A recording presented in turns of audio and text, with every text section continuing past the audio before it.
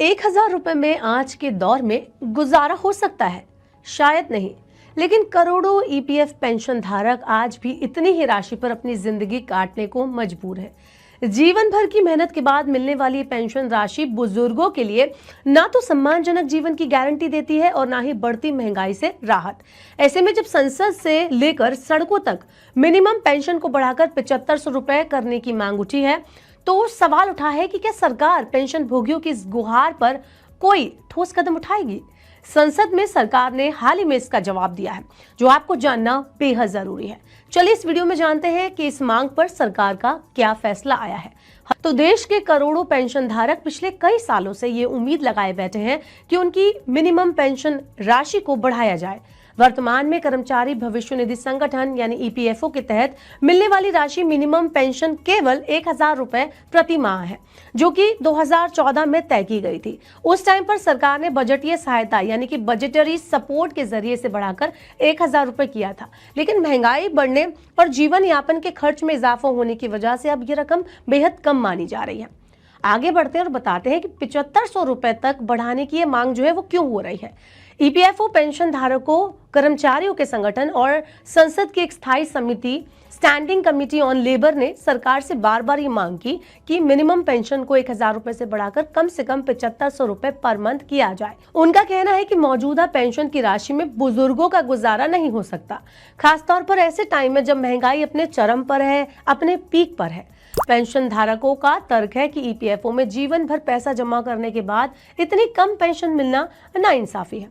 चलिए अब बात करते हैं कि सरकार का संसद में इस पर क्या जवाब रहा। तो हाल ही में संसद सत्र के दौरान सरकार से इस मुद्दे पर सवाल पूछा गया। सरकार ने जवाब में कहा कि फिलहाल मिनिमम पेंशन बढ़ाने को लेकर कोई अंतिम निर्णय नहीं लिया गया है। हालांकि सरकार ने ये माना कि पेंशन धारकों की तरफ से इसको लेकर लगातार मांग की जा रही है। सरकार ने संसद में बताया कि 2014 के बाद से इस स्कीम की समीक्षा की जा रही है और इस संबंध में विभिन्न ऑप्शंस पर भी विचार चल रहा है।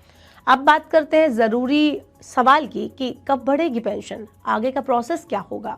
तो सरकार फिलहाल संसदीय समिति की सिफारिशों और पेंशन वृद्धि के संभावित बजटीय प्रभाव का आकलन कर रही है, इस पर विचार कर रही है। तो इसका मतलब ये है कि सरकार को ये देखना है कि अगर पेंशन को बढ़ाकर 7500 रुपए किया जाता है तो इससे सरकारी खजाने पर कितना बोझ पड़ेगा।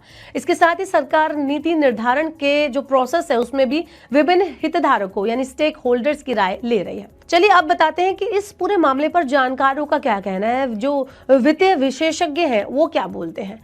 तो इस पूरे मामले पर वित्तीय विशेषज्ञों का मानना है कि पेंशन राशि में वृद्धि आवश्यक है, लेकिन सरकार के लिए ये फैसला आर्थिक परिस्थितियों और राजकोषीय घाटे यानी फिस्कल डेफिसिट के दबाव के चलते आसान नहीं है।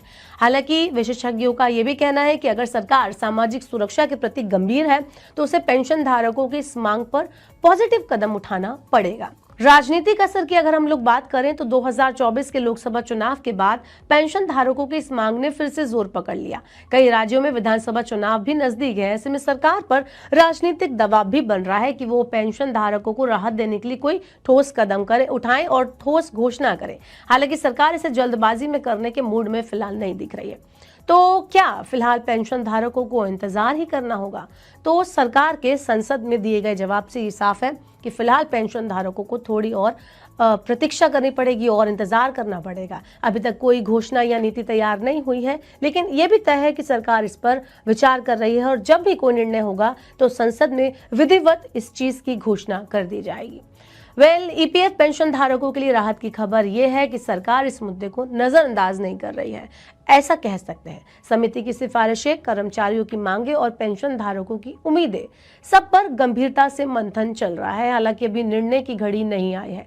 ऐसे में साफ है कि पेंशन की राशि बढ़ने में थोड़ा समय और लग सकता है, लेकिन ये मुद्दा अब राष्ट्रीय बहस का हिस्सा बन चुका है। सभी की निगाहें अब सरकार की अगली घोषणा पर टिकी हैं। क्या पेंशन भोगियों की जिंदगी में वाकई बड़ा बदलाव आएगा? ये तो आने वाला वक्त ही बताएगा।